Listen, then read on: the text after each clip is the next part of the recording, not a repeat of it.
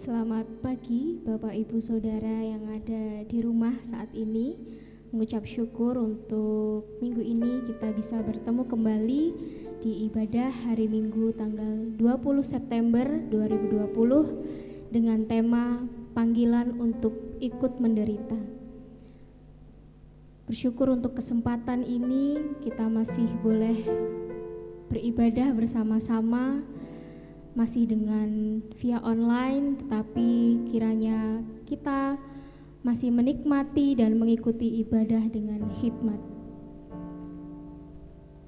Seruan berbakti kita pada pagi hari ini terambil dari kitab Mazmur pasal 95 ayat 1 sampai 3. Marilah kita bersorak-sorai untuk Tuhan, bersorak-sorak bagi gunung batu keselamatan kita. Biarlah kita menghadap wajah-Nya dengan nyanyian syukur, bersorak-sorak baginya dengan nyanyian mazmur. Sebab Tuhan adalah Allah yang besar dan Raja yang besar mengatasi segala Allah. Mari kita akan mengangkat hati kita untuk menyembah Tuhan, untuk masuk ke dalam hadirat Tuhan. Dengan sepenuh hati kita akan memujikan saat terindah.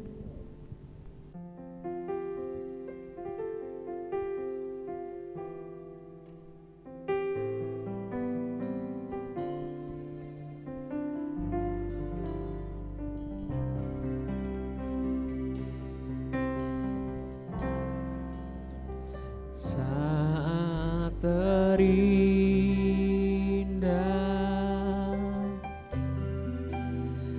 di hadirat-Mu, Berkat melimpah, berkat melimpah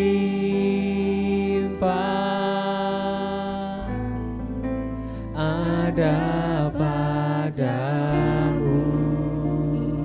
aku dipulihkan, Ku dipulihkan dan dibarui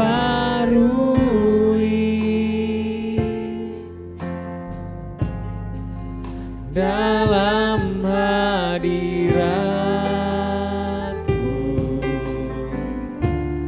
Ada sukacita saat menyembah,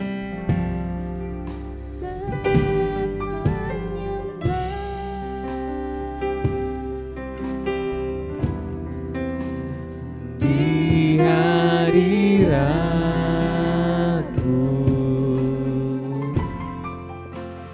Berkat tercurah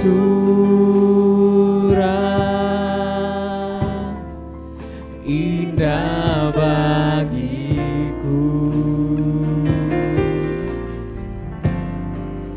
Ku dipulihkan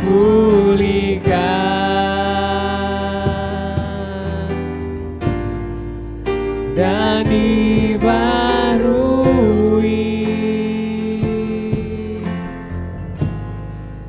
dalam hadirat-Mu.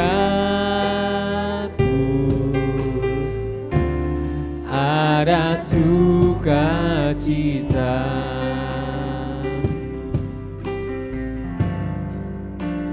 saat terindah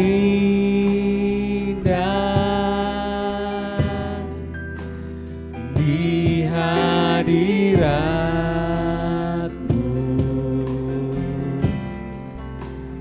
Berkat melimpah ada padamu. Ku dipulihkan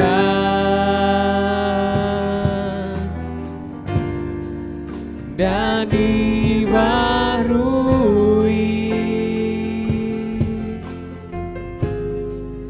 dalam hadirat-Mu.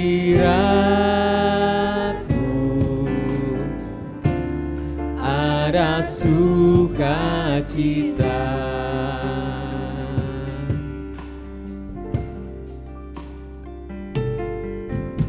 mari bersama-sama Yesus mengucap syukur Tuhan untuk berkat dan kasih-Mu atas kami, sehingga pada hari ini kami boleh bersama-sama beribadah, bersatu hati untuk memuji dan memuliakan nama-Mu Tuhan. Berkati kami Tuhan dimanapun kami berada bersama keluarga kami masing-masing. Kiranya Roh-Mu turun atas kami Tuhan, melingkupi setiap kami, sehingga kami bisa mengikuti ibadah kami dengan khusyuk, dengan hikmat Tuhan, dengan sungguh-sungguh untuk menyembah-Mu Tuhan. Berkati pelayan ibadah yang pada saat ini melayani, kiranya Tuhan juga menolong kami untuk memberikan yang terbaik untuk kemuliaan nama-Mu. Terima kasih Tuhan Yesus, mengucap syukur untuk setiap berkat-berkat, dan kami mohon ampun atas segala dosa dan kekurangan kami Tuhan. Pimpin kami Tuhan untuk mengikuti ibadah ini dari awal, pertengahan hingga akhir. Terima kasih Yesus, inilah doa kami. Haleluya, amin. Saya mengucapkan selamat pagi Bapak Ibu Saudara. Kiranya hari ini kita memperoleh sukacita yang dari surga, kita memperoleh kesenangan hati yang luar biasa, dan kita bisa mengikuti ibadah ini dengan sukacita yang luar biasa juga. Dan kita akan mengangkat pujian, kita akan menyembah Dia, kita akan bersorak-sorai dengan memujikan Yesus.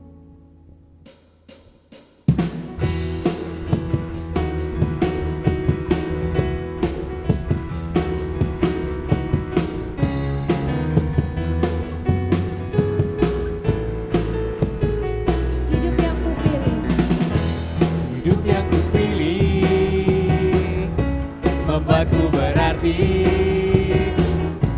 karena Yesus Tuhan tempatku percaya dan berharap. Ku buka mataku, lihat sekelilingku, ku harus nyatakan kebenarannya yang membebaskan. Karena kuasa-Mu, kehebatanmu, ku dapat lakukan perkara besar yang Engkau janjikan. Yesus, Kaulah sahabatku. Yesus, Kau yang akan selalu berada di sisiku. Kau sumber kuatku. Oh Yesus, Kaulah sahabatku. Tak pernah jemu-jemu di sisiku, Kau sumber kuatku.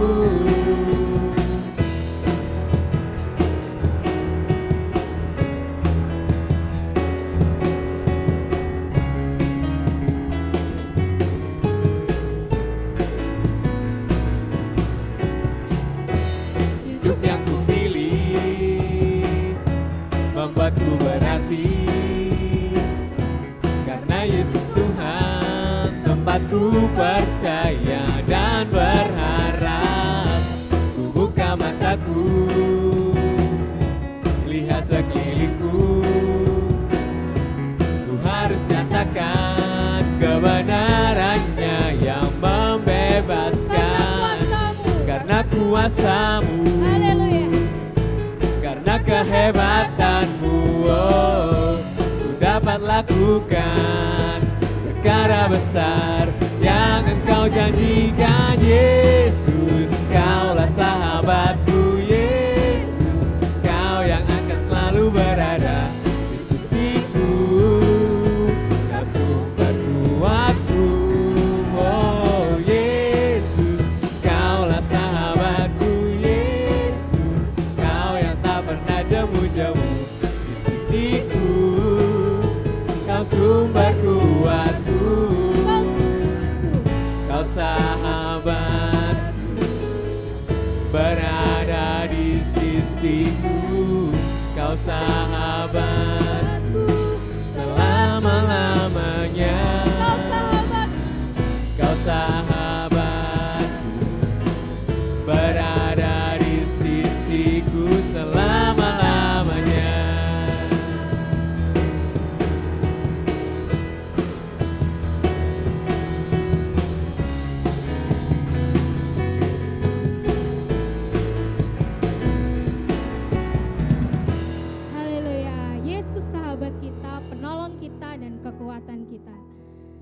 Dan saatnya kita akan mengikrarkan iman kita satu kali saja dengan semangat dan suara yang lantang. 1, 2, 3. Aku murid Kristus, dipimpinnya dan melakukan kehendaknya. Dan moto gereja kita 1, 2, 3. Mendengar, mencari, menemukan untuk kemuliaan Sang Raja.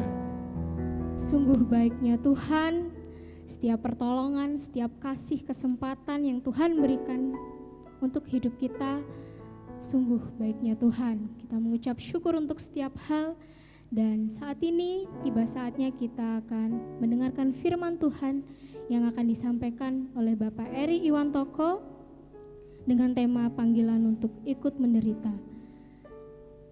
Kita akan menyambut firman Tuhan dengan pujian seperti rusa merindukan air.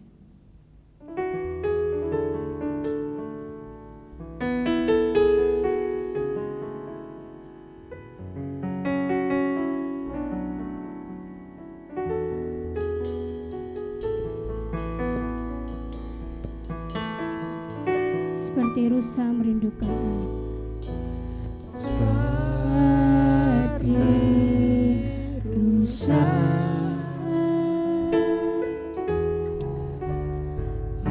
merindukan air, begitulah jiwaku merindukan Engkau. Ku berharap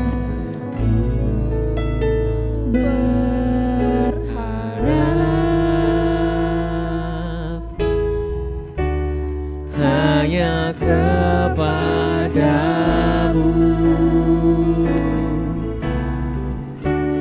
Ku sembah Kau Allahku, Tuhan dan Raja-Ku. Kaulah sungai kehidupanku yang mengalir segarkan jiwaku.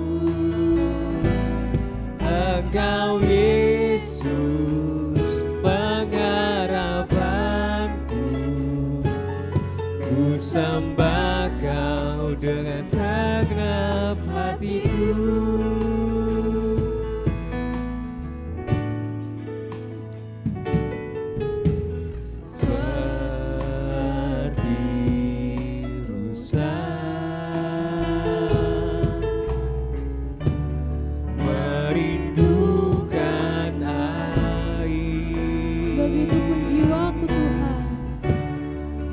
Begitulah jiwaku merindukan Engkau. Ku berharap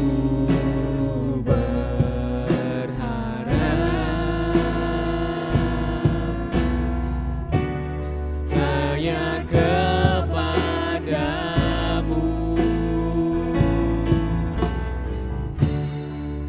Sembah Kau Allahku,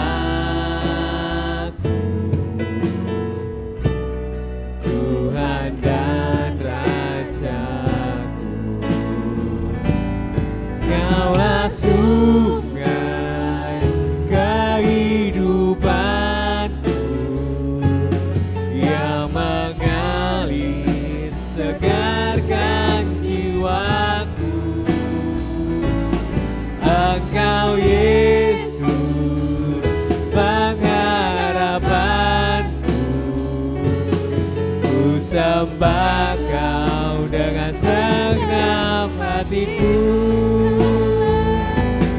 Kaulah sungai kehidupanku yang mengalir segarkan jiwaku. Engkau Yesus pengharapanku, ku sembah Kau dengan segenap hatiku. hatiku. Ku sembah Kau dengan segenap hatiku. Ku sembah Kau dengan segenap hatiku.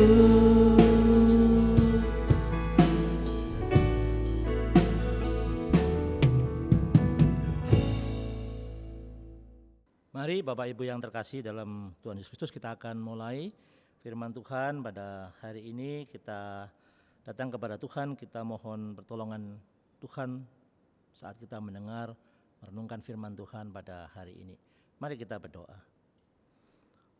Bapa yang ada dalam kerajaan surga, kami mengucap syukur ya Tuhan, karena kesetiaan yang sudah Tuhan nyatakan dalam kehidupan kami.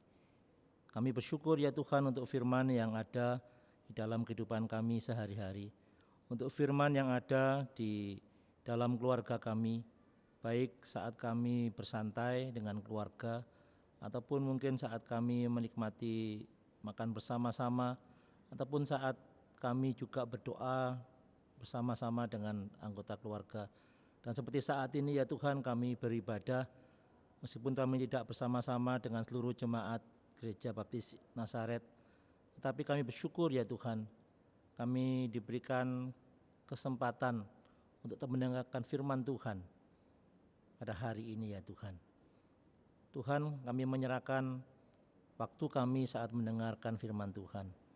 Saat kami merenungkannya, biarlah Engkau ya Roh Kudus, Engkau yang bekerja kepada hamba-Mu yang menyampaikan maupun kepada setiap jemaat yang mendengarkan. Biarlah Engkau yang membukakan semua kebenaran itu ya Roh Kudus. Dan biarlah Engkau yang menolong kami untuk kami boleh diberikan keberanian dan kesanggupan untuk boleh mentaati firman-Mu. Kami lemah, kami membutuhkan Engkau untuk mentaati sabda firman-Mu. Inilah Tuhan doa hamba-Mu ini, Tuhan tolonglah kami. Dalam nama Tuhan Yesus Kristus kami menyerahkan saat kami mendengar firman Tuhan. Amin. Mari jemaat yang terkasih, kita akan membuka Alkitab kita dari kitab 2 Timotius pasal yang pertama, ayat yang pertama sampai yang ke-18. 2 Timotius pasal yang pertama, ayat yang pertama sampai yang ke-18. Saya akan membacakan bagi kita semuanya. Dari Paulus, Rasul Kristus Yesus oleh kehendak Allah, untuk memberitakan janji tentang hidup dalam Kristus Yesus, kepada Timotius, anakku yang kekasih. Kasih karunia, rahmat, dan damai sejahtera dari Allah Bapa dan Kristus Yesus, Tuhan kita menyertai engkau. Aku mengucap syukur kepada Allah yang kulayani dengan hati nurani yang murni, seperti yang dilakukan nenek moyangku. Dan selalu aku mengingat engkau dalam permohonanku, baik siang maupun malam. Dan apabila aku terkenang akan air matamu yang kau curahkan, aku ingin melihat engkau kembali supaya penuhlah kesukaanku. Sebab aku teringat akan imanmu yang tulus ikhlas, yaitu iman yang pertama-tama hidup di dalam nenekmu Lois dan di dalam ibumu Eunike, dan yang aku yakin hidup juga dalam dirimu. Karena itulah kuperingatkan engkau untuk mengobarkan karunia Allah yang ada padamu oleh penumpangan tanganku atasmu. Sebab Allah memberikan kepada kita bukan roh ketakutan, melainkan roh yang membangkitkan kekuatan, kasih, dan ketertiban.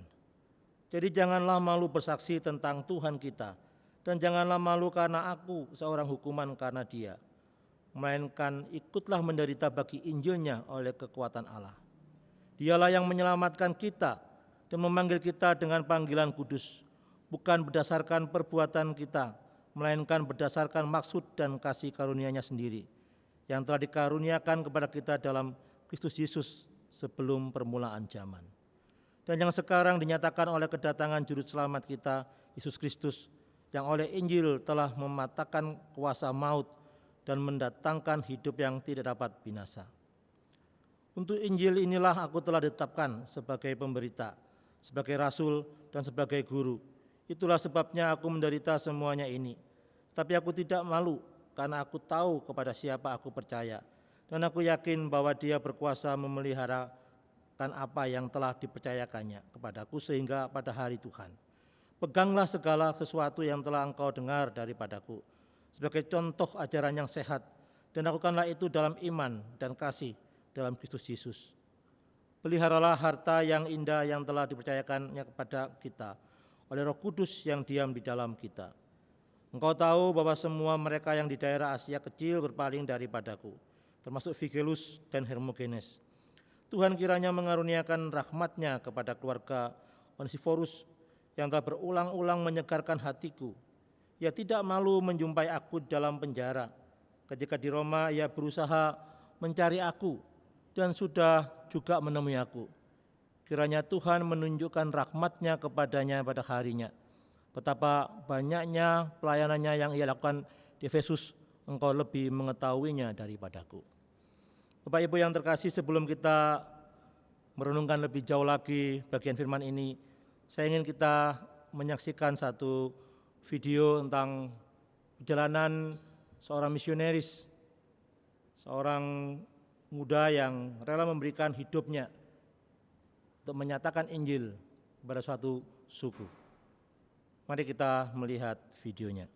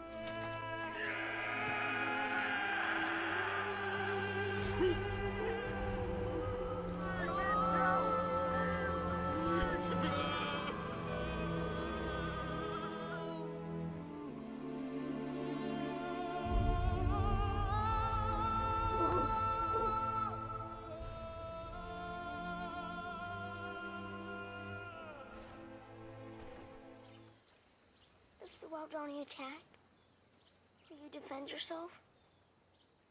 Will you use your guns? Son, we can't shoot the Waodani. They're not ready for heaven. We are. Promise me one thing. Just one. If you get in a jam, a real jam, then promise me you'll say these words to them. What words? The Waodani words. They mean, I am your friend. Your sincere friend. Bua Bia Unumbwa. Bua Bia Unumbwa. Numbwa. Bua Bia Numbwa. Bua Bia Numbwa. Bua Bia Numbwa.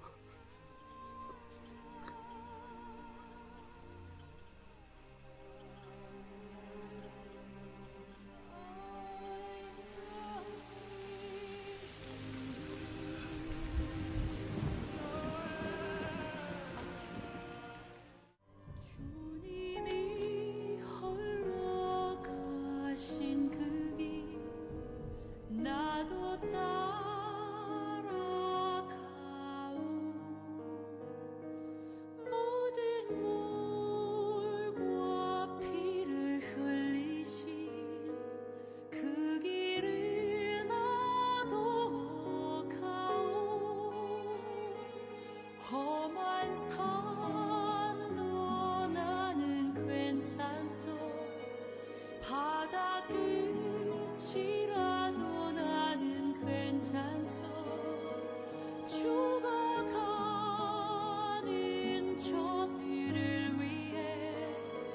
나를 버리길 바라오 아버지 나를 보내주오 나는 달려가겠소 목숨도 아끼지 않겠소 나를 보내주오 아버지 나를 보내주오 나는 달려가겠소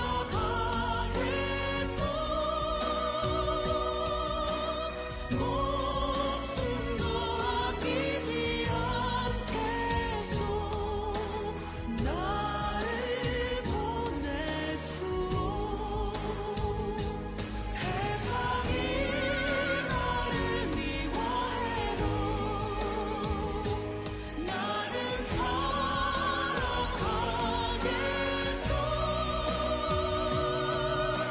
세상을 구원할 십자가 나로 따라가오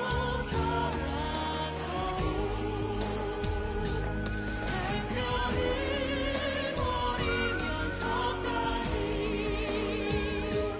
나를 사랑한 당신 이 작은 나를 받아주오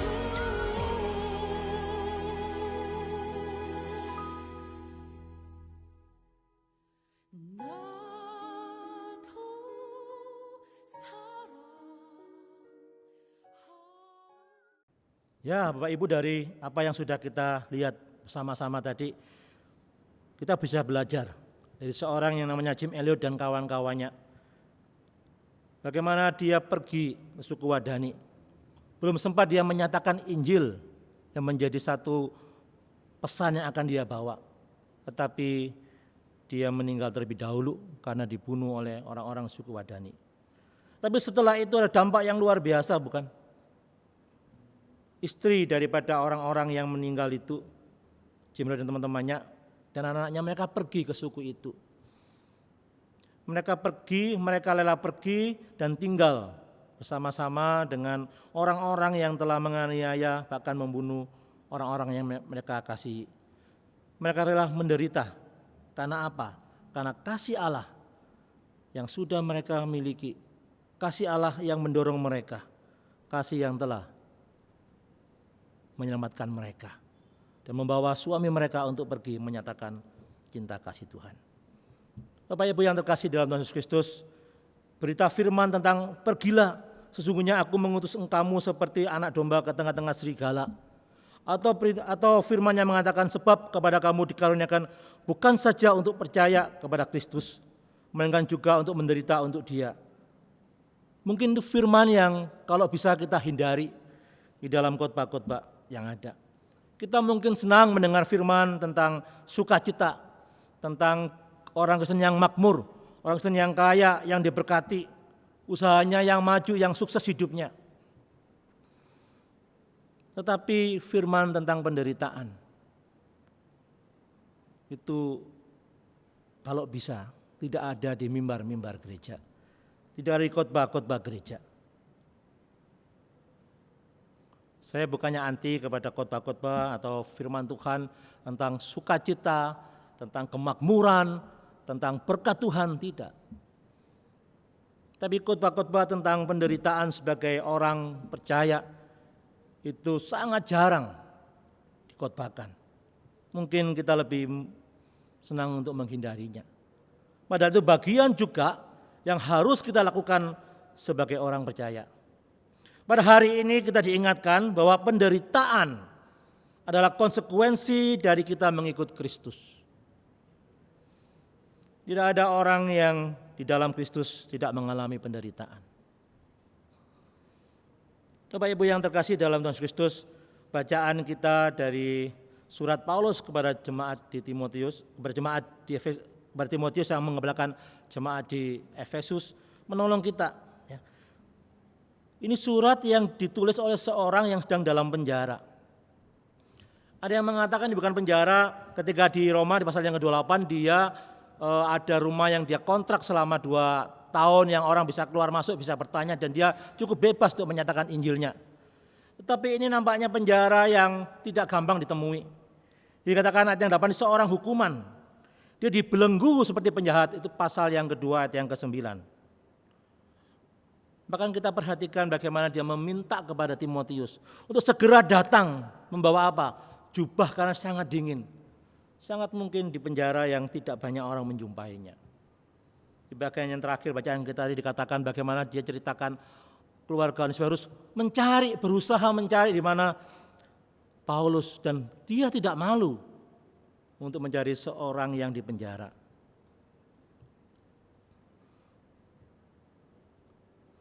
Dalam suratnya ini Paulus ingin menegaskan siapa dirinya ya. Dikatakan dari Paulus Rasul Kristus Yesus oleh kehendak Allah untuk memberitakan janji tentang hidup dalam Kristus Yesus. Ini bukan berarti bahwa Paulus tidak mengenal Timotius atau sebaliknya, tidak. Mereka saling mengenal. Ada yang harus dikatakan kepada Timotius, anakku yang kekasih. Suratnya yang pertama dia bilang, anakku yang sah dalam iman. Ada hubungan yang sangat dekat antara Paulus dan Timotius, bukan? Meskipun demikian Paulus menegaskan kepada Timotius yang sedang melakukan jemaat di Efesus, ya, bahwa apa yang dia alami, bahwa dirinya ini adalah rasul daripada Kristus Yesus. Bukan karena keinginan dia, tetapi karena kehendak Allah. Karena keinginan dia itu apa? Menangkapi murid-murid Yesus Kristus. Dimasukkan di penjara, dibawa ke Yerusalem. Jauh dari harapan dia. Tetapi waktu masuk ke Damsyik, dia bertemu dengan Tuhan. Dan dia mengalami perubahan yang luar biasa. Dia tahu tugasnya sebagai seorang rasul, yaitu memberitakan janji tentang hidup dalam Kristus Yesus. Memberitakan dan menjelaskan tentang hidup yang kekal dalam Kristus. Itu bagian yang penting yang dinyatakannya kepada anak kekasih, anaknya yang sah dalam iman. Mungkin dia mau mengatakan, aku rasul, aku punya tugas memberitakan Injil. Engkau juga memberitakan Injil itu. Paulus juga mengucap syukur kepada Allah yang dilayaninya. Dia selalu mengingat Timotius dalam doa-doa dia siang dan malam. Bahkan ketika Paulus mengingat akan air mata Timotius, ia ingin sekali melihat Timotius, pengen ketemu supaya penuhlah sukacitaku. Maka di bagian pasal yang keempat yang terakhir dia mengatakan supaya Timotius berusaha segera datang kepadanya. Dia sangat merindukan anak kekasihnya ini. Alasan yang dinyatakan dia, kenapa dia mengucap syukur ketika mengenang anak kekasihnya ini? Karena iman Timotius yang tulus dan ikhlas. Ini iman yang juga dimiliki oleh ibunya dan juga neneknya, Eunike dan Lois. Mereka mewariskan suatu hal yang sangat berharga dalam hidup Timotius. Iman itu. Melalui iman pengajaran firman Tuhan, Timotius boleh mengerti tentang keselamatan. Bagaimanakah dengan diri kita? Apa yang kita wariskan kepada anak cucu kita? Apakah sekedar harta yang bergelimang banyak? Kekayaan, rumah yang besar? Atau kita bisa berpikir seperti Lois dan Eunike, warisan iman itu yang paling berharga, bukan? Beberapa waktu yang lalu saya ada pertemuan online dengan beberapa adik siswa yang pernah saya layani. Kita ada kelompok tubuh bersama, kelompok kecil. Ini berpisah setelah 20 tahun ya. Jadi mereka setelah lulus daripada SMP sudah hilang kontak gitu ya. Nah, kami bertemu dan saya sangat bersuka cita dengan pertemuan itu. Bukan hanya karena bertemu dengan mereka, lihat perubahan-perubahan, tapi yang saya senangi, saya suka cita ketika dia bilang puji Tuhan Kak gitu kan ya. kata itu tidak hilang. Nah, saya yakin itu bukan sekedar di mulut saja, tetapi menandakan mereka saat ini tetap memuji Tuhan atau mengasihi Tuhan. Itu yang membuat sukacita yang luar biasa, bukan? Orang-orang yang sudah dibimbing, ditolong, yang sama-sama belajar firman Tuhan, sama-sama persekutuan setelah 20 tahun, ketemu kembali meskipun dengan online, itu mereka tetap setia kepada Yesus Kristus. Wah, itu bagian yang luar biasa. Bagi saya seorang pembina rohani, apa yang paling menyukakan? Ya ketika adik-adik yang dibimbing, orang-orang yang bersama belajar firman Tuhan dengan kita, tetap setia sampai nanti. Itu yang luar biasa. Bukan karena sukses mereka kaya, punya jabatan yang tinggi. Itu nanti. Tetapi yang terutama ketika mereka tetap setia kepada Yesus Kristus. Tetap setia kepada imannya. Mari Bapak Ibu kita mengingat ada rekan-rekan kita yang terdahulu ya. Mungkin yang pernah datang ke gereja kita, yang pernah duduk sama-sama berdoa, yang pernah sama sharing, bercerita, sama-sama melayani baik di pemuda, mungkin di sekolah minggu ya, atau teman kita sekolah minggu di gereja ini, atau mungkin di sekolah. Mari kita ingat, mereka sekarang ada di mana. Dan ketika kita ingat, kita tahu mereka kondisinya dan mereka sekarang tetap setia kepada Yesus Kristus. Bahkan mereka melayani dan sungguh-sungguh memberi mereka kepada Yesus Kristus. Yang ada ucapan syukur. Tapi kalau mengingat mereka menjauh dari Tuhan. Bahkan mereka sudah meninggalkan iman mereka kepada Yesus Kristus. Meninggalkan semua ajaran yang mereka peroleh di tempat ini. Ketika mereka kecil di sekolah minggu, ketika mereka di PKMB, atau ketika mereka di BBI atau di BBI. Mereka sudah meninggalkan bagian-bagian firman Tuhan, menjauh dari Tuhan. Maka bagian kita adalah kesedihan. Bagian kita adalah mensyafati mereka, mendoakan mereka siang dan malam, agar Tuhan berikan belas kasihannya kepada mereka, memberikan kasih karunia-Nya kepada mereka, supaya mereka juga terbuka kembali dengan Injil Yesus Kristus. Berikutnya kita perhatikan bagaimana Paulus berbicara kepada Timotius, memberikan peringatan, memberikan perintah, memberikan tantangan-tantangan kepada Timotius ya. Kita hidup di era online seperti ini, banyak orang yang senang menerima tantangan atau challenge gitu kan. Dari seorang YouTuber ya. Beberapa hari ini saya memang perhatikan, anak saya yang terakhir itu senang melihat seperti itu ya. Ada seorang YouTuber, dia punya tim, dia pindah-pindah ke villa, pindah-pindah ke tempat di mana mereka buat tantangan-tantangan buat orang-orang itu ya. Nanti ada hadiahnya, ada giveaway-nya gitu kan ya, yang diberikannya. Wah, itu membuat senang. Saya pikir kenapa kok dia senang sih melihat orang yang seperti itu ya. Itu memang senang dengan tantangan-tantangan. Di bagian ini mungkin gak ada iming-iming yang diberikan Paulus kepada Timotius. Tapi saya pikir Paulus juga memberikan bukannya peringatan atau perintah, tetapi dia juga menantang Timotius ketika dia mengembalakan jemaat di Efesus. Di ayat yang ke-6 kalau kita perhatikan dia katakan, "Kuperingatkan engkau untuk mengobarkan karunia Allah yang ada padamu oleh penumpangan tanganku atasmu." Dia mengingatkan ketika waktu itu bagaimana Paulus menumpangkan tangannya kepada Timotius. Kobarkan karunia itu, jangan padamkan. Jangan engkau malu jadi saksi Kristus, dia katakan kembali. Jangan engkau malu menjadi saksi Kristus. Jangan malu pula karena aku seorang hukuman karena Kristus. Aku ini yang menyebut kamu sebagai anak kekasihku dan aku ini bapak rohanimu. Kamu jangan malu karena itu, karena aku dihukum karena bagian itu.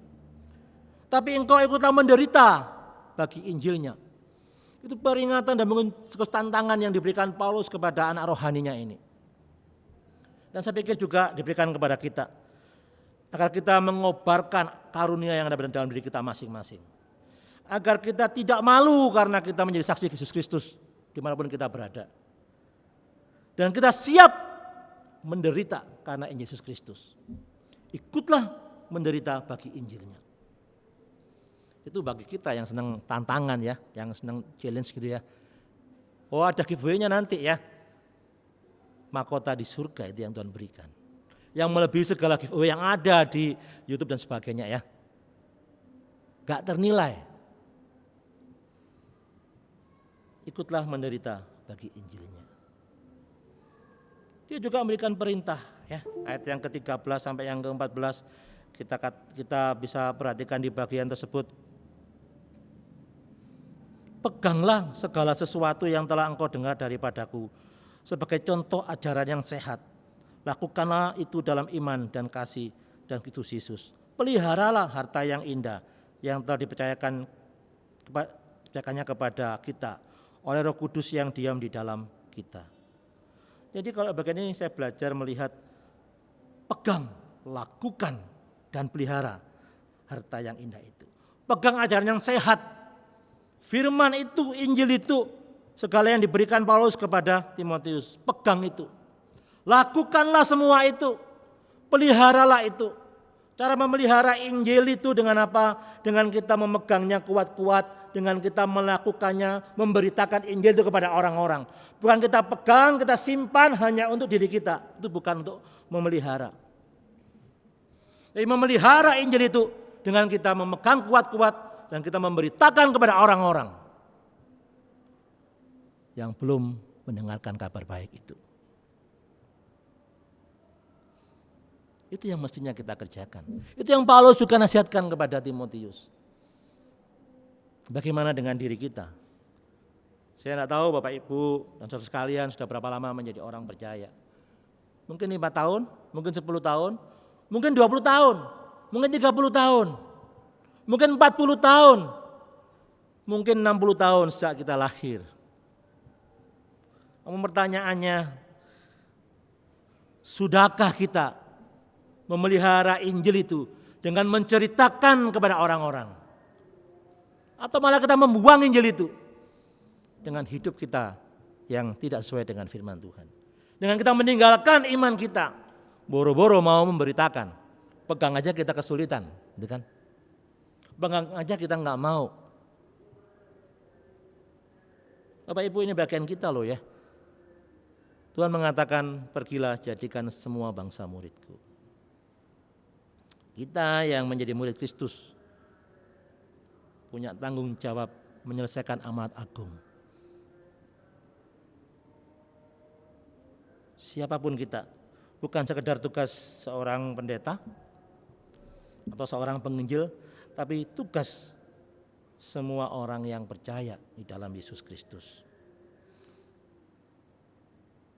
Paulus telah mengalami masa-masa yang tidak mudah ketika dia mengerjakan panggilannya. Saat dia menulis surat ini, dia sedang di penjara. Ya. Dan dia katakan, waktuku mungkin tidak panjang lagi. Kalau kita bacakan di 2 Timotius pasal 4 dan 6, dia katakan, darahku sudah mulai dicurahkan dan kematianku sudah dekat. Dia yang berasa begitu ya. Aku sudah dekat dengan kematianku. Maka sangatlah penting untuk dia memberitakan semangat, kasih motivasi, mengingatkan, memberikan perintah dan tantangan kepada Timotius untuk terus mengerjakan panggilan hidup dia. Untuk terus memberitakan Injil, siap atau tidak siap waktunya. Karena orang-orang makin hari makin mencintai dirinya sendiri. Mereka tidak mencintai Allah. Mereka sudah berpaling dari Allah. Maka tantangan semakin besar. Bukankah tantangan-tantangan itu juga kita hadapi sekarang? Dia juga katakan kepada Timotius, tetapi engkau hai Timotius, engkau telah mengikuti ajaranku, cara hidupku, pendirianku, imanku, kesabaranku, kasihku dan ketekunanku. Engkau telah ikut menderita penganiayaan dan sengsara seperti yang telah kuderita di Antiokhia, di Ikonium, di Listra. Semua penganiayaan itu kuderita dan Tuhan telah melepaskan aku daripadanya. Dia katakan kepada Timotius yang sedang menggembalakan jemaat di Efesus dengan tantangan-tantangan dunia yang makin mengerikan. Engkau sudah mengikuti aku, teladanku sudah engkau dapatkan, imanku, kesabaranku, kasihku. Bahkan engkau telah ikut menderita bersama-sama dengan aku. Bapak Ibu yang terkasih dalam Tuhan Yesus Kristus, saya bersyukur punya pengalaman sekitar tahun 1999-an ya, ketika saya awal-awal masuk dalam pelayanan. Ada perjalanan jauh yang pertama kali saya keluar dari Pulau Jawa gitu ya, di daerah Nusa Tenggara Timur, ada di daerah Kupang, terus kami masuk ke daerah Atambua ya, itu perbatasan nanti dengan Timur Timur. Waktu itu sedang rame-ramenya terjadi referendum ya, yang nanti Timur Timur akhirnya lepas dari negara kita ya. Itu perjalanan yang jauh bagi saya dari kota Kupang, sekitar 7 sampai 8 jam naik mobil gitu kan. Jalannya nggak baik ya, jalannya nggak rata begitu. Terus waktu kami masuk dan sampai malam mendekati daerah itu, di kanan kiri kami itu ada orang-orang yang membawa parang ya, membawa senjata begitu ya. Ya mobil kami untung mobilnya kacanya nggak terang ya, jadi bisa lihat dari dalam. Ngeri juga ya orang-orang yang bawaan gitu kan, bawa parang-parang begitu kan. Mereka di pinggir jalan, jadi ya orang yang menolong saya, yang sama dengan saya menceritakan ya kondisi yang ada ya. Saya di pengungsian juga ada orang-orang seperti itu ya. Terus kita masuk ke hutan. Saya pikir ini saya retreat di tempat yang seperti apa ya? Mungkin kan daerah Kristen, mungkin di tempat yang nggak baik sebagainya. Nggak masuk hutan masih jauh lagi ya. Terus ketemu tempatnya di gereja. Nah, saya masuk nggak ada kamar ya. Saya waktu itu menggantikan seorang pembicara yang tidak bisa hadir karena sakit dan dia kembali ke Surabaya. Saya diminta untuk menggantikan bagian beliau gitu kan ya. Nanti itu di kursi ya, jadi kepala cuma di kayu aja, bukan di sofa yang empuk ya. Itu pedalaman yang gimana orang membawa sofa ke sana dan sebagainya itu ya. Jadi kita hanya di tempat retreat begitu. Terus kalau saya berbicara pakai toa ya, nggak seperti mic seperti ini yang bagus. Harus teriak-teriak ya, harus kuat suaranya, tapi juga pakai lampu Petromax ya, lampu yang kalau sudah redup dikompa ya, mati dikompa lagi gitu kan ya, nggak ada listrik sana gitu kan, dan mereka ya nggak terlalu terang begitu kan, jadi kita sering di dalam tempat yang samar-samar ya. Kalau mungkin Surabaya itu lagi rame kayak di kafe gitu kan, samar-samar enak kan, tapi enggak, itu susah kalau baca Alkitab, harus lihat demikian rupa gitu kan. Belum kalau persiapan kan saya baru disuruh menggantikan, persiapannya juga harus lihat, belum ada HP, ingat saya ya, belum ada HP ya, saya belumnya HP ya. Dan terus kalau mandi ya itu lebih lucu lagi, saya mandi bukan di tempat mandi tertutup semuanya ya, cuma kalau di desa pedalaman ya cuma dikasih kayak daun-daun apa begitu, terus ya sebelahnya itu ada babi gitu kan, jadi mandinya sama babi gitu kan ya. Jadi itu yang terjadi, tapi dari bangun saya belajar, iya ya, susah juga orang ketika melayani tempat-tempat seperti ini.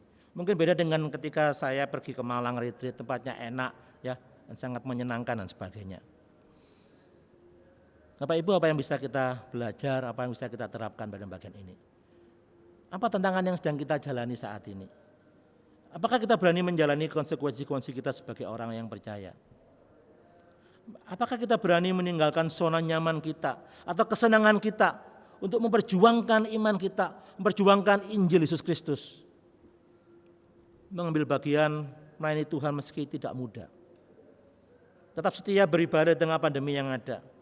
Tetap menyatakan kasih kita kepada orang-orang sekitar kita, buat mereka yang berdampak COVID-19. Atau kita lari. Ya, di tengah masa pandemi yang lalu ada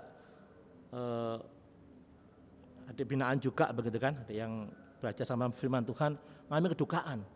Ya, dengan waktu yang sangat singkat, ibu yang dia kasih dipanggil Tuhan.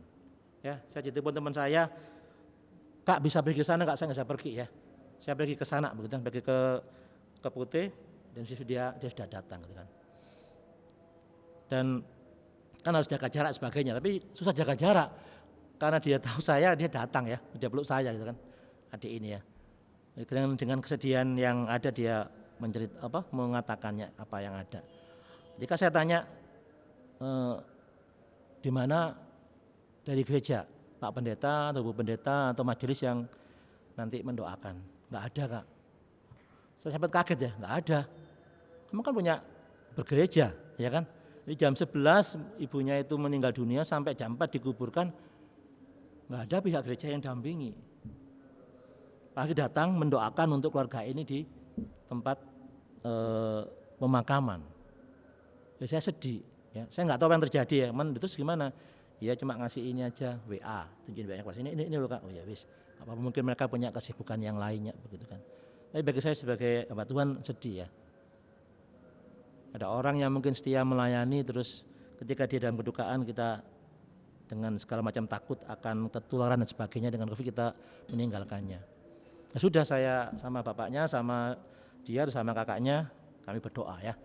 Jadi kalau pertama kan tidak boleh mendekati tempat kuburan, nggak jauh. Sekarang sudah lebih baik boleh. Jadi dimasukin dulu ke liang lahat, ditutup tanahnya, baru kita bisa mendekati. Itu pun dibatasi waktunya. Udah kita berdoa, saya menguatkan keluarga itu dan selesai ya, kita bisa pulang. Memang ada kayak parno gitu kan, aduh takut ketularan sebagainya ya, pulang ke rumah langsung ya, langsung dibuatin teh panas sama istri saya, dikasih mandi air panas sebagainya supaya semua ini kan ya dibersihin semuanya ya, baju langsung semua dicuci semuanya ya. Bersyukur sampai hari ini Tuhan berikan kami semua kesehatan. Bapak Ibu yang terkasih, memperhatikan apa yang dilakukan Paulus kepada Timotius. Apa yang kita wariskan juga kepada anak cucu kita. Ketika kita masih hidup, kita akan dipusingkan dengan masalah harta di bumi. Ketika kita mengabaikan harta di surga, maka itulah yang kita wariskan. Kalau kita rempong repot seluruhnya dengan harta hidup kita detik-detik, maka itu yang akan kita wariskan kepada anak-anak kita. Kalau kita tidak pernah mewariskan harta di surga kepada anak-anak kita, maka ketika kita pergi, anak kita akan hidup dengan harta di dunia. Selama kita masih hidup, pegang, lakukan, pelihara harta yang di surga, agar menjadi anak-anak kita menjadi ahli waris daripada kerajaan surga. Bagian yang terakhir dari surat ini, Paulus mengingatkan tentang panggilan dan konsekuensinya sebagai orang yang percaya. Dia sungguh memahami dan menyadari akan panggilan Tuhan bagi dirinya. Dia sangat penting dia kenal itu, ya. Dia tahu. Paulus sungguh-sungguh menyadari bahwa hidupnya adalah bagi Kristus, hidupnya untuk Injil. Bagi dia mati adalah keuntungan. Hidupnya dihabiskan untuk memberitakan Injil. Sebagai rasul, sebagai guru, menyatakan kebenaran firman-Nya. Itu yang dia pahami, yang dia tahu, dan dia yakini dan dia kerjakan, lakukan itu. Dia paham betul sungguh-sungguh akan keselamatan dan panggilan kudus yang diterimanya. Bukan karena perbuatan dia, tetapi semata-mata karena kemurahan yang Tuhan berikan kepada dirinya. Ayat 9 dikatakan, dialah yang menyelamatkan kita dan memanggil kita dengan panggilan kudus. Bukan karena perbuatan kita, melainkan karena maksud dan kasih karunia sendiri yang telah dikaruniakan kepada kita dalam Yesus Kristus sebelum permulaan zaman, sudah sejak dari dahulu. Sekarang dinyatakan kepada kita. Dikatakan yang ke-11, untuk Injil inilah aku telah ditetapkan sebagai pemberita, rasul, dan sebagai guru. Itulah sebabnya aku menderita semuanya ini, tapi aku tidak malu, karena aku tahu kepada siapa aku percaya. Dan aku yakin bahwa Dia berkuasa memeliharakan apa yang telah dipercayakannya kepadaku hingga pada hari Tuhan. Ketika Paulus mengalami penderitaan karena panggilan tersebut ya, dia dipenjarakan, dia tidak mengeluh, dia tidak malu karena aniaya, karena penjara yang sedang dia hadapi. Karena dia menerima semua itu karena nama Kristus yang dia beritakan. Bahkan dia percaya Allah akan memelihara apa yang telah dipercayakan kepadanya. Semua bukan karena dia tahu itu. Apa penderitaan Paulus yang bisa kita pelajari dari firman Tuhan? Kalau kita baca di 2 Korintus pasal yang ke-11 ayat 23-29 itu dikatakan demikian. Apakah mereka pelayan Kristus? Aku berkata seperti orang gila. Aku lebih lagi, aku lebih banyak berjerih lelah, lebih sering dalam penjara, didera di luar batas ya. Kerap kali aku dalam bahaya maut. 5 kali aku disesah orang Yahudi. Setiap kali 40 kurang 1 pukulan ya. Silakan hitung sendiri berapa kali dia mengalami sesahan. 3 kali aku didera. 1 kali aku dilempari dengan batu. 3 kali mengalami karam kapal. Sehari semalam aku terkatung-katung di tengah laut. Dalam perjalananku aku sering diancam bahaya banjir, bahaya penyamun, bahaya dari pihak-pihak orang Yahudi, dari pihak orang-orang bukan Yahudi, bahaya di kota, bahaya di padang gurun, bahaya di tengah laut, dan bahaya dari pihak saudara-saudara palsu. Aku banyak berjerih lelah dan bekerja berat. Kerap kali aku tidak tidur. Aku lapar dan dahaga kerap kali aku berpuasa kedinginan tanpa pakaian. Dan dengan tidak menyebut banyak hal lain lagi, urusanku sehari-hari yaitu untuk memelihara semua jemaat-jemaat. Jika ada orang merasa lemah, tidakkah aku turut merasa lemah? Jika ada orang tersandung, tidakkah hatiku hancur oleh duka cita? Bapak Ibu, ini mungkin sebagian dari penderitaan Paulus yang dia tuangkan kepada jemaat di Korintus. Dan mungkin masih banyak lagi yang dia enggak tuangkan kepada surat-surat dia, kepada pribadi atau kepada jemaat. Pertanyaannya, apakah kita juga mengalami yang dialami oleh Paulus sebagai orang percaya? Mungkin ada, mungkin tidak. Mungkin kita nggak pernah naik kapal ya, mungkin pesawat gitu ya, lebih enak bukan? Wah, boro-boro diancam, boro-boro didera atau dicambuk ya. Nggak ada mungkin di kamus kita, apalagi di penjara. Karena nama Kristus ya, bukan karena kejahatan kita loh ya. Ini yang Paulus katakan, penderitaan yang luar biasa. Tetapi dia diberikan sanggupan oleh Allah untuk menghadapinya. Penderitaan itu ternyata bukan hanya dari luar, di dalam pun dia juga alami. Orang-orang yang semestinya mendukung dia saat dia melayani malah meninggalkan dia ketika di penjara di Roma pada waktu itu. Seperti Figelus dan Hermogenes bukan? Oh, dia sendiri, maka dia pengen sekali supaya Timotius cepat datang dan kamu jemput si Markus karena penting sekali pada dia bagiku. Apa penderitaan yang pernah kita alami selama ini di orang yang percaya? Mungkin sebelum kita memberitakan Injil. Apakah kita mengalami hal yang sama dengan Paulus, bukan dari luar, bukan dari dalam? Ya. Kita mungkin tidak mengalami penderitaan yang dialami Paulus, tapi mungkin kita pernah diolok-olok karena kita ikut Tuhan Yesus. Ya. Karena kita mungkin pernah mengalami perlakuan-perlakuan yang tidak menyenangkan karena iman kita, bukan? Mungkin kita pernah dimusuhi atau difitnah rekan pelayanan kita. Gak tahu di mana ya. Saya harap di gereja kita tidak ada dan di orang-orang Kristen juga tidak ada. Tapi ya enggak ya. Ada orang yang diperlakukan dengan tidak adil, bahkan dengan semena-mena oleh orang-orang lain di gerejanya. Mari kita merenungkannya. Apakah kita pernah mengalami bagian-bagian itu? Di bagian terakhir dari pasal yang pertama ini ada ucapan syukur. Tetapi syukur kepada Tuhan meskipun ditinggalkan, namun Tuhan itu menghadirkan orang-orang seperti keluarga Onesiforus yang menyegarkan Paulus. Bahkan dia mencari di mana Paulus di penjara, yang tidak malu karena penderitaan yang dari Paulus sebagai seorang yang di penjara yang langsung dikasih label penjahat. Orang yang perlu dihindari, orang yang tidak punya nama baik. Tetapi keluarga ini tetap mendukung, mencari Paulus. Bukan itu penghiburan yang luar biasa. Di tengah ada orang-orang meninggalkan pelayanan kita, meninggalkan kita dalam pelayanan, bahkan mungkin memfitnah, menjauhi, memusuhi kita. Tuhan tetap hadirkan orang-orang yang mengasihi kita, yang mengasihi jemaat Tuhan, untuk tetap mengerjakan pelayanan yang ada. Itu memberikan kesegaran. Ya, mungkin kita ada yang mengalami ya. Ketika kita sedang melayani, kita ditekan ke sana kemari, kita disalah mengerti ya. Kita mungkin dimusuhi, bahkan mungkin kita diomongin di belakang, digosipin yang enggak-enggak, bahkan difitnah. Nah, sepertinya kita ditinggalkan teman-teman kita, tapi Tuhan tidak meninggalkan kalau kita sungguh-sungguh melayani dengan tulus dan ikhlas dan takut akan Tuhan. Tuhan akan kirimkan orang-orang yang terus mengasihi kita, yang mendukung kita dalam pelayanan. Bersyukur kita tetap memiliki rekan-rekan yang terus mendukung pelayanan kita, bukan? Orang-orang yang mau mendengarkan kesulitan-kesulitan kita, orang-orang yang mau menolong ketika kita mengalami kesulitan dalam pelayanan dan mengerjakan panggilan yang kita hadapi ini. Kita bisa punya teman-teman, ya rekan-rekan doa kita. Bapak Ibu yang terkasih dalam Tuhan Yesus Kristus, siapkah kita menderita bagi Injilnya?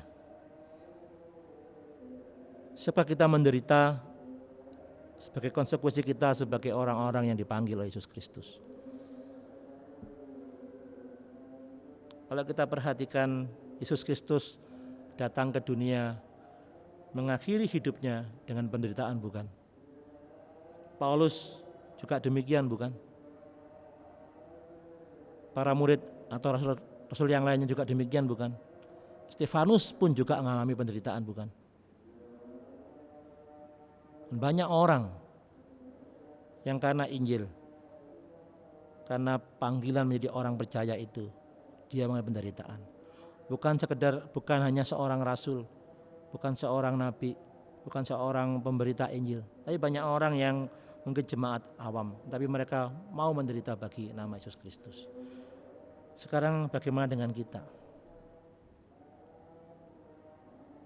Pergi jadikan semua bangsa muridku.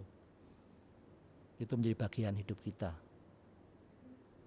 Kita mungkin bergumul bagaimana dengan masa pandemi ini kita bisa menyampaikan Injil Tuhan melalui online dengan teman kita di kantor, dengan teman seperjalanan, ya, tetangga kita. Banyak kesempatan. Firman Tuhan hari ini mengingatkan kita untuk kita diingatkan bahwa kita memiliki panggilan untuk menderita. Bukan hanya karunia untuk percaya, tapi untuk menderita bagi Yesus Kristus.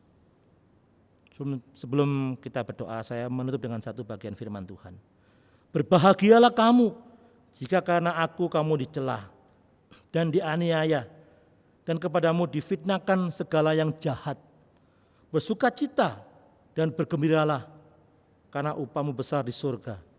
Sebab demikian juga telah dianiaya nabi-nabi yang sebelum kamu. Kiranya firman Tuhan hari ini menguatkan kita untuk menjalani hidup kita panggilan menderita sebagai orang-orang yang percaya. Mari kita berdoa. Kami bersyukur ya Tuhan, karena kepada kami bukan hanya dikaruniakan untuk percaya, tapi untuk menderita. Tuhan, mungkin bagian firman ini jarang kami mendengarnya. Kami banyak mendengar tentang sukacita, tentang berkat-berkat, tentang kemakmuran.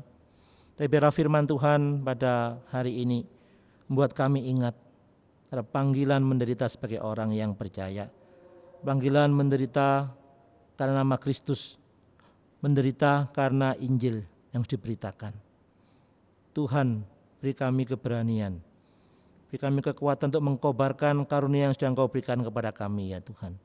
Untuk boleh terus menyatakan Injil Tuhan dimanapun kami berada.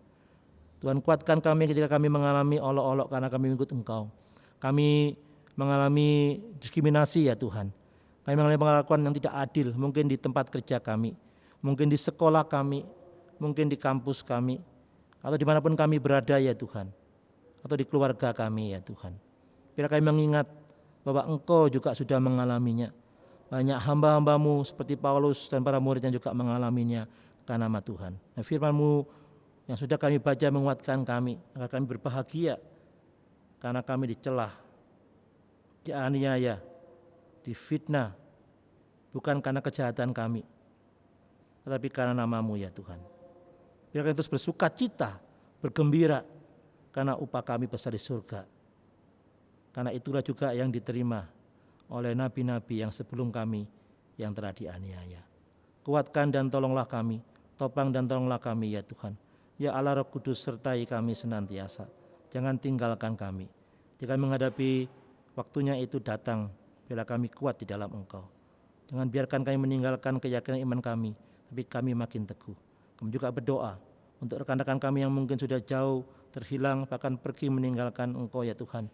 Mungkin karena teman hidup, mungkin karena pekerjaan, mungkin karena kemiskinan, biar mereka diingatkan.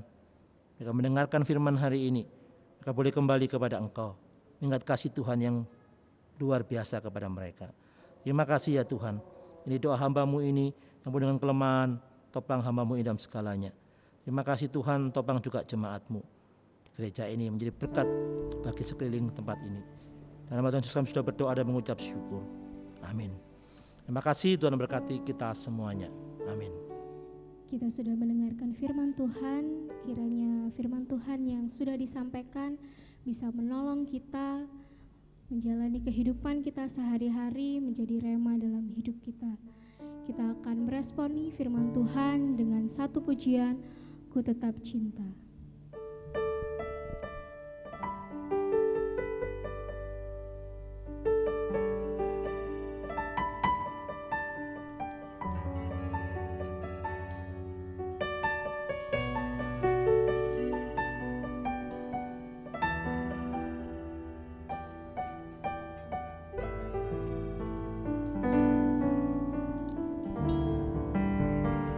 cinta, ku tetap cinta. Ku tetap cinta. Ku tetap cinta. Walau badai datang menerpa, ku tetap cinta. Ku tetap Tuhan, Ku tetap setia. Ku tetap setia. Walau topan datang menerpa, ku tetap setia. Terlalu banyak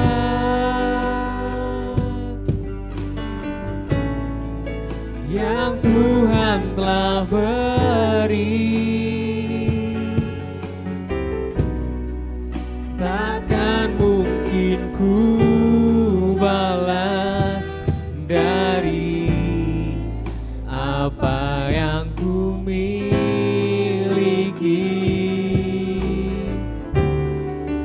Ku persembahkan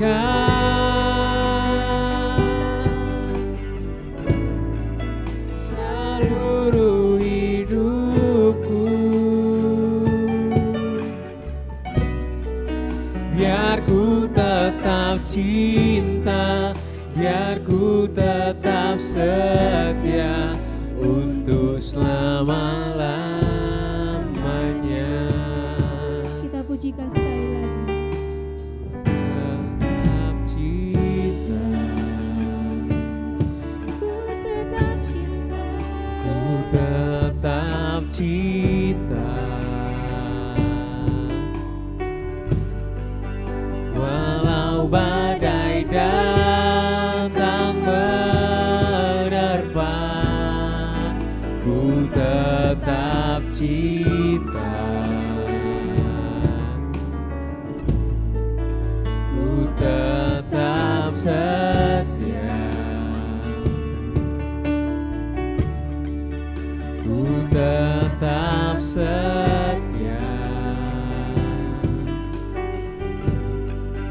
Walau topan datang menerpa, ku tetap setia. Terlalu banyak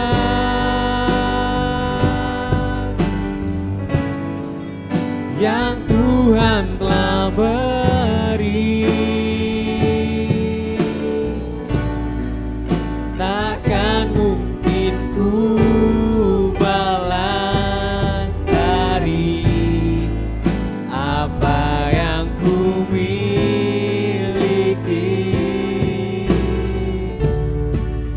Ku persembahkan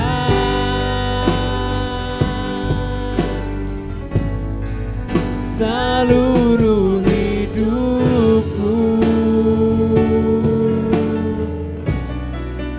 biar ku tetap cinta, biar ku tetap setia untuk selama-lamanya. Terlalu banyak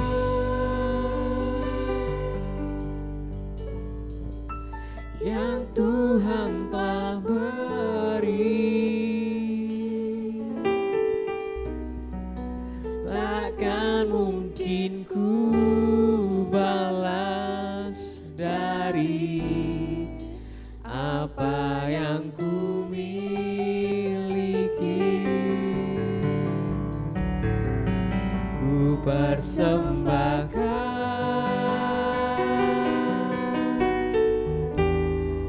seluruh hidupku,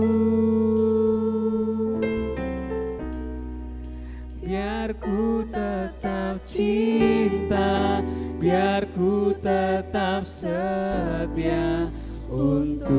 selama-lamanya.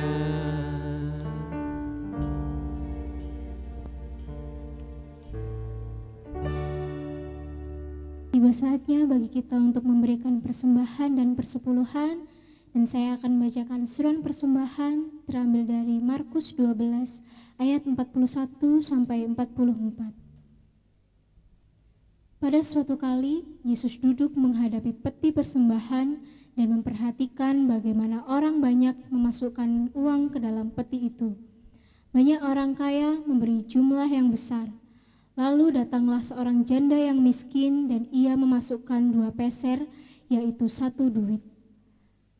Maka dipanggilnya murid-muridnya dan berkata kepada mereka, "Aku berkata kepadamu, sesungguhnya janda miskin ini memberi lebih banyak daripada semua orang yang memasukkan uang ke dalam peti persembahan. Sebab mereka semua memberi dari kelimpahannya, tetapi janda ini memberi dari kekurangannya. Semua yang ada padanya, yaitu seluruh nafkahnya." Mari kita berdoa persembahan. Kembali kami datang ke hadirat-Mu ya Bapa, mengucap syukur untuk setiap berkat dan kasih Tuhan atas kami. Saat ini kami memberikan persepuluhan dan persembahan kami. Kiranya Tuhan menolong, memberkati dan melayakkan persembahan ini Tuhan. Tuhan memberkati setiap hati yang memberi, juga tangan yang mengelola dalam gereja ini. Kiranya Tuhan memberkati setiap kami untuk pelebaran kerajaan-Mu Tuhan. Kiranya Tuhan menolong setiap persembahan-persembahan yang sudah terkumpul. Terima kasih ya Bapa, inilah doa kami. Haleluya, amin. Sambil memberikan persembahan, mari kita simak warta gereja berikut ini. Shalom Jemaat Gereja Baptis Indonesia Nazaret. Berikut adalah informasi warta gereja minggu ini. Laporan gereja minggu ini antara lain laporan persembahan, perpuluhan, jumlah kehadiran tiap kegiatan, dan juga petugas untuk minggu depan. Apabila ada kesalahan dalam pelaporan, dapat menghubungi Bapak Pendeta Muciono. Selama ibadah online, persembahan dapat dilakukan dengan 2 cara, yaitu via transfer, yang bisa dilakukan melalui M-Banking, Mobile Banking, ATM, atau OVO di rekening BCA Gereja. Cara kedua adalah melalui via koordinator KPW. Jemaat bisa memasukkan persembahan pada amplop putih berperekat dan diberikan kepada koordinator KPW dalam keadaan tertutup, serta diberi keterangan seperti yang tertera. Berikut adalah daftar yang berulang tahun pada minggu ini. Kami mengucapkan selamat ulang tahun kepada Bapak, Ibu, Saudara, dan Saudari yang berulang tahun. Tuhan Yesus memberkati. Mari bersaksi. Bagikan pengalaman Anda bersama Tuhan Yesus dalam bentuk video kesaksian yang dapat Anda kirimkan melalui informasi yang ada di bawah ini. Ibadah tanggal 27 September akan dilayani oleh Asisten Pendeta Bapak Adrian Jurit Pamungkas dengan tema Gembalakanlah Domba-Dombaku. Ibadah akan dilakukan secara online pada pukul 8 WIB atau jam 8 pagi. Demikian informasi warta gereja minggu ini. Terima kasih, Tuhan Yesus memberkati. Ibadah kita sudah hampir selesai dan kita akan menerima doa penutup dan doa berkat yang akan ditolong oleh Bapak R. Iwan Toko. Kepada beliau dipersilahkan.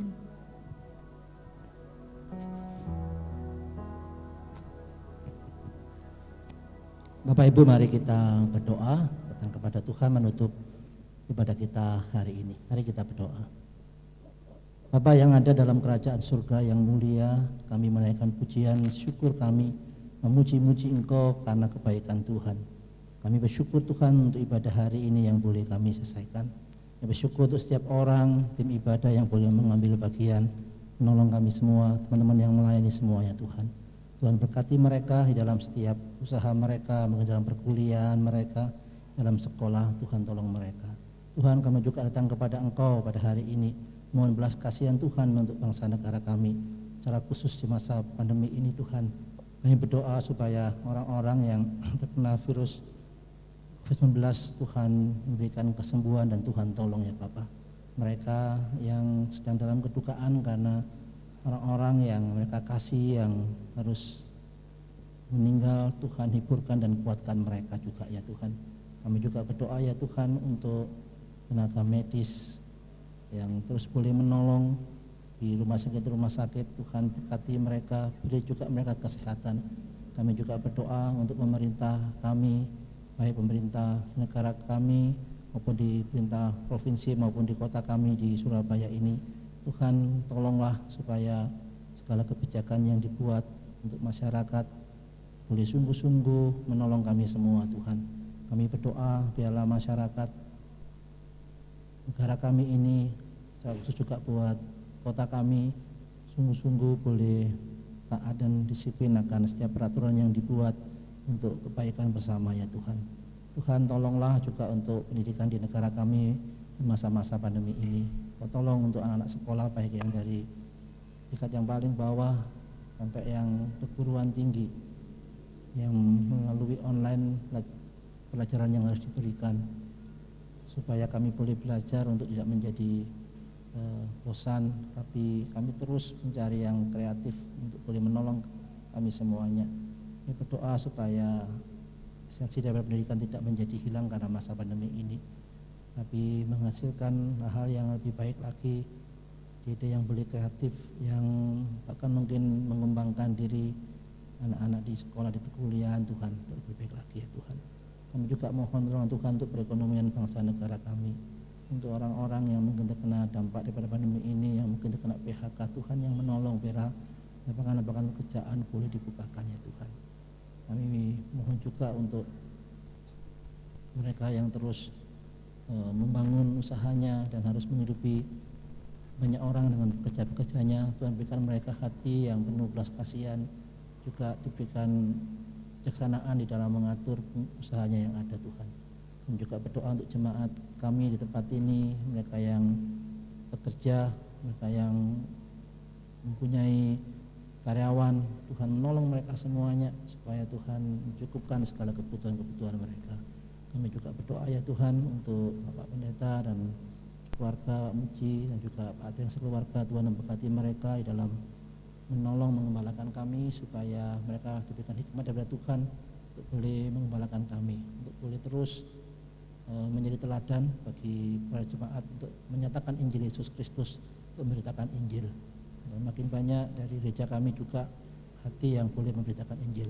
Kami rindu ya Tuhan setiap jemaat memiliki perlengkapan hati, semangat, hasrat untuk memberitakan Injil Tuhan, untuk menyatakan Injil Tuhan kepada orang-orang sekitar mereka. Tuhan, mungkin kami lemah, tapi kami tahu Tuhan yang memberi kekuatan kepada kami. Kami bersyukur Tuhan untuk bagian itu. Kami juga berdoa untuk para anggota perancang gereja dalam setiap usaha mereka. Tuhan, berkati kehidupan kerohanian mereka, supaya takut akan Tuhan itu menjadi dasar mereka dalam mengerjakan sehari-hari apa yang mereka lakukan, baik dalam pekerjaan, dalam bangun rumah tangga. Dari pelayanan mereka, Tuhan memberkati, melayani dengan baik di tengah masa pandemi yang ada ya Tuhan. Tuhan boleh terus mengasihi mereka dengan apa yang dikerjakannya. Kami juga berdoa untuk Pak Men yang terus boleh menolong gereja kami untuk boleh menjadi istri rumah tangga di tempat ini. Tuhan memberkati Pak Men dan mengasihi masa pergumulan keluarga yang ada. Tuhan yang tolong, ya Tuhan yang menyatakan kasih Tuhan kepada Pak Men. Tuhan berkati Pak Men, berikan juga kesehatan, jauhkan juga dari sakit penyakit. Terima kasih ya Tuhan untuk sepanjang hari ini. Kami mengakhiri ibadah kami hari ini dengan ucapan syukur kami. Jemaat yang dikasihi Tuhan Yesus Kristus, sekarang terimalah berkat Tuhan.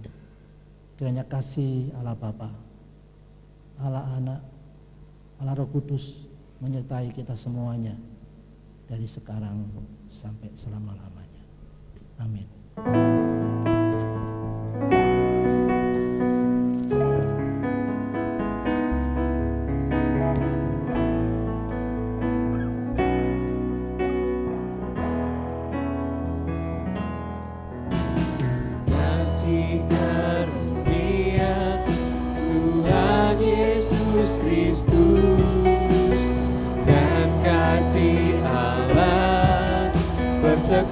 Tuhan.